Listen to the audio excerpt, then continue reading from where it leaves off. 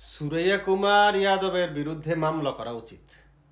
এই যে আমরা যারা খেলা দেখতে বসছি 4-6-এর ফুলঝড়ি দেখব সেই প্রত্যাশা নিয়ে বসছি, সেই জায়গায় সেই প্রত্যাশায় সে পানি ঢেলে দিছে।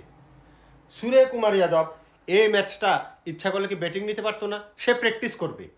সে শুরু থেকে শেষ পর্যন্ত আমার কাছে একবারও তাকে সিরিয়াস মনে হয় নাই।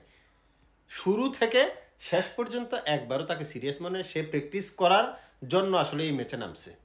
তার বলারদেরকে দিয়ে সে প্র্যাকটিস করাচ্ছে, বোলিং প্র্যাকটিস করাচ্ছে। এনিওয়ে, যদি সূর্যকুমার ব্যাটিং নিত তাহলে আসলে খেলাটার মজা হইতো। দেখতে পারতাম যে টিম ইন্ডিয়া 250 রানের একটা ইনিংস খেলবো, 10 থেকে 15টা ছক্কা মারবো, 20 থেকে 25টা চার মারবো, এগুলো দেখতাম, চিল্লাচিল্লি করতাম বৈশা। আর এখন এটা কোনো কথা হইল? 57 রানে অল আউট হয়ে গেছে। 57 রানে অল আউট। সাদাকে সাদা, কালোকে কালো বলিব, সাদাকে কালো, কালোকে সাদা বলিতে পারিব না, আইসক্রিম ব্যতীত কারো পা চাটিতে পারিব না। Hello viewers, it's me Roni bro, welcome to another new video. কথা বলছিলাম টিম ইন্ডিয়া এবং আরব আমিরাতের মধ্যে অনুষ্ঠিতব্য এশিয়া কাপের সেকেন্ড ম্যাচ নিয়ে, যা কিছুক্ষণ আগে শেষ হয়েছে আরব আমিরাতের ইনিংস। আরব আমিরাতের ইনিংসটা 57 রানে ওরা আসলে অল আউট হয়ে গেছে। কিছুক্ষণ পরে টিম ইন্ডিয়া ব্যাট করতে নামবে। এটা আসলে খেলা না, এটা আসলে একটা ফাইজলামি, এটা একটা প্র্যাকটিস ম্যাচ। টিম ইন্ডিয়া এই ম্যাচটাকে সিরিয়াসলি নেয় নাই। আসলে আমার কাছে মনে হয় না শুরু থেকে শেষ পর্যন্ত ওরা এই ম্যাচটাতে কখনো সিরিয়াস ছিল। ওরা আসলে কি বলে, নিজেদের সাথে নিজেরা খেলছে, একটা প্র্যাকটিস করছে, এছাড়া কিছুই না। এছাড়া কিছুই না। না হয় আপনি দেখেন, এরা জাসপ্রীত বুমরাকে শুধু 2-1 ওভার প্র্যাকটিস করাইছে। তা আশদীপ সিং কই, হর্ষিত রানা কই, এরা রেস্ট দিয়ে রাখছে। তারপরে স্পিনারের কথা আপনি যদি বলেন, এতগুলো স্পিনার দলের ভিতরে নিয়ে রাখছে ইচ্ছা করে প্র্যাকটিস করার লাগে। এরা যে এই দল, এর সাথে কি খেলবো, এর সাথে আমরা কি খেলবো আরব আমিরাতের সাথে, সুতরাং একটা প্র্যাকটিস করি। এখন আসেন যা খেলার ভিতরে হইল। শুরুতেই দেখলাম যে আরব আমিরাত একটু মারমুখী হবার ট্রাই করলো, কিছুটা রান করার ট্রাই করলো।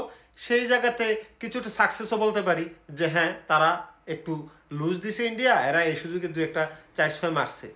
কিন্তু এই যে উইকেটের পতন, 47 রানে তাদের 2 উইকেট।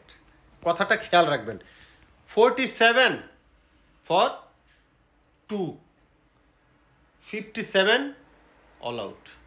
10 রানে তাদের 8 উইকেট গেছে। লাস্ট 10 রানে এই আরব আমিরাতের 8 উইকেট গেছে, যেটা কিনা মানে এক পর্যায়ে মনে হচ্ছিল যে দূর বিরক্তি। এটা কোনো কথা হইল নাকি? এটা কোনো খেলা হইল? এটা কোনো খেলাই না। এনিওয়ে, এই যে শিভাম দুবে, ওরা আসলে কোনো মেইন খেলায় হয়তো 2-1 ওভার ওরকে দিতেও পারে, নাও দিতে পারে। ও উইকেট পাইছে কটা? 3টা। তারপরে কুলদীপ তো ভালো বলার, এনিওয়ে কুলদীপ উইকেট পাইছে 4টা। 4-3-7 তো এখানেই